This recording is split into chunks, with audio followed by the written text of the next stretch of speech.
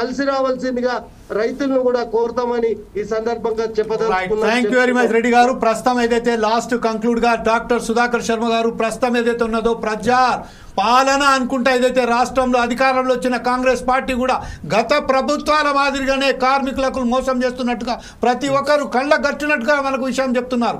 ఈరోజు ఆర్టీసీ కానివ్వండి, లేకపోతే ఈరోజు విద్యుత్ కానివ్వండి, లేకపోతే ఎన్టీపీసీ కానివ్వండి, సింగరేణి కార్మికులు కానివ్వండి, ప్రతి ఒక్కరు ఈరోజు ఎందుకా అని ఇంత బాధ వ్యక్తం చేస్తున్నారు. వారికి సంబంధించిన న్యాయమైన కోరికండి, కన్వర్షన్ మాత్రమే కోరుకుంటున్నారు. ఈ విషయంపై ప్రభుత్వం ఎందుకు ఇంత నిర్లక్ష్యంగా ఎరుస్తున్నది? సమానమైన సుప్రీంకోర్టు ఏదైతే మనకు ఆర్డర్స్ ఇచ్చాయో, తీర్పు ఇచ్చిందో, సమానంగా వారికి పని ఏదైతే చేశారో ఆ సమానంగానే వారికి కూడా వేతనాలు చెల్లించాలని ఇంత డిస్క్రిమినేషన్ ఎందుకండి? ఈరోజు ఈ డిస్క్రిమినేషన్పై ఈరోజు కంక్లూడ్గా మీరేం చెప్పదలుచుకున్నారు చెప్పండి సార్, యాజ్ ఏ పోర్ట్ సాయిస్ టీవీ చీఫ్ అడ్వైజర్గా. Thank you Jameelji. ముఖ్యంగా ఈరోజు చర్చా కార్యక్రమంలో అనేక అంశాలను మనం గమనించాం. మన ఆర్టిసన్ మిత్రులు జాగ్గా ఏర్పడి చేస్తున్నటువంటి ఆత్మగౌరవ పోరాటాన్ని ఫోర్ సైడ్స్ టీవీ పూర్తిగా సమర్థిస్తుంది అని తెలియజేస్తున్నాను. ఎందువల్ల అంటే మేము ఈ కార్యక్రమంలో మీరు ఏదైతే లక్ష్య సిద్ధిని పొందాలి అని అనుకుంటున్నారో అది మీరు పొందే వరకు, అది మీరు అందుకునే వరకు మేము మీ వెంటనే ఉంటామని తెలియజేస్తున్నాను. ముఖ్యంగా ప్రతి ఒక్కరు కూడా ఆర్టిసన్ అనేటువంటి పదం ఏమిటి అని తెలుసుకోవాలి. ఎందువల్ల అంటే ఈరోజు ప్రభుత్వాలు కూడా అర్థం చేసుకోవాల్సినటువంటి పరిస్థితి ఉంది కాబట్టి చెప్పవలసినటువంటి అగత్యం ఏర్పడుతోంది. ఆర్టిసన్ అంటే ఎవరు అంటే క్షేత్రస్థాయిలో ముఖ్యంగా మన విద్యుత్ సంస్థ కనుక తీసుకుంటే అక్కడ ప్రజలతో మమైకమై అత్యద్భుతమైనటువంటి సేవలు అందిస్తున్న అద్వితీయ శక్తి ఆర్టిసన్ అని ప్రతి ఒక్కరూ తెలుసుకోవాలి.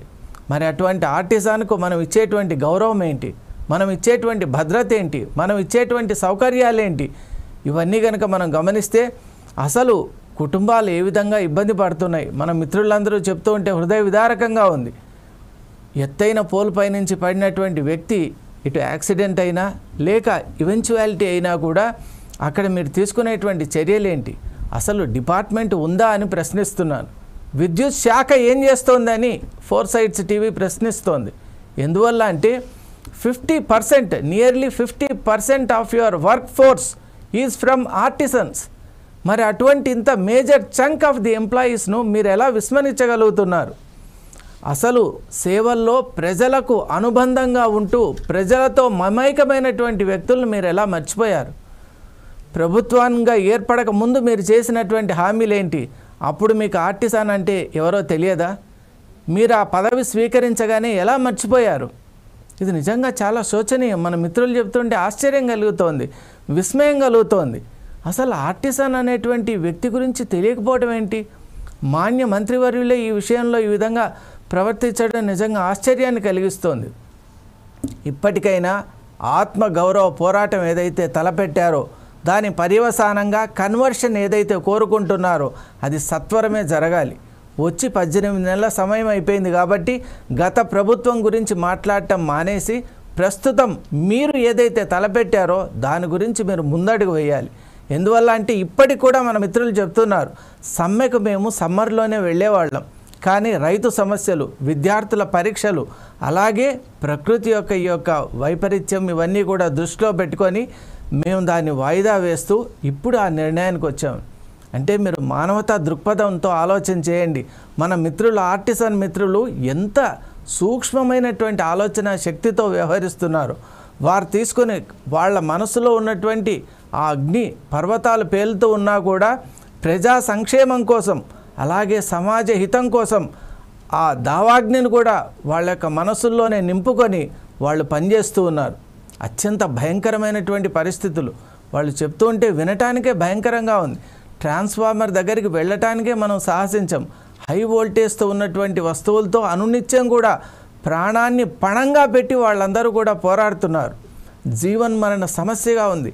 క్షణక్షణం మృత్యువుతో చెలగాటమాడుతున్నటువంటి మన ఆర్టిసన్ మిత్రుల పట్ల మీరు హుందాగా ప్రవర్తించండి. వెంటనే మీరు ఏదైతే ఇంతవరకు ఆలస్యం చేశారో ఆ అలక్ష్యం చూపించారో దాన్ని వెంటనే కట్టిపెట్టి కార్యాచరణకు శ్రీకారం చుట్టాలి. ప్రభుత్వానికి ఫోర్సైట్స్ టీవీ ఒకటే విజ్ఞప్తి చేస్తోంది, ఆర్టిసన్స్ అనే పదం చాలా విలువైనటువంటిది. ఇక మీదట డ్యూయల్ సర్వీస్ రూల్స్ అనేవి మన విద్యుత్ శాఖలో ఉండటానికి వీలే లేదు. మన జమీల్జీ గారు కూడా ఈ విషయంలో చాలా ఆశ్చర్యపడుతున్నారు. ఎందువల్ల అంటే ఒక సంస్థలో 2 సెట్ ఆఫ్ సర్వీస్ రూల్స్ అనేది అనైతికం.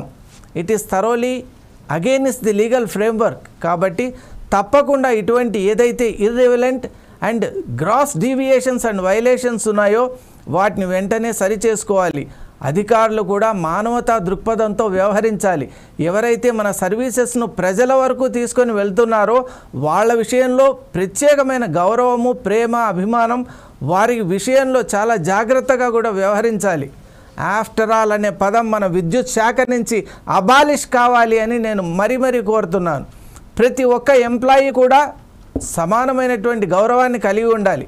అతి పెద్ద మిషన్లో అతి చిన్న స్క్రూ కూడా ఇంపార్టెంటేనండి, ప్రతి బోల్ట్ కూడా ఇంపార్టెంటే. కాబట్టి ప్రతి ఒక్కరికి సమానమైనటువంటి గౌరవం ఉండాలి, ఆదరణ ఉండాలి.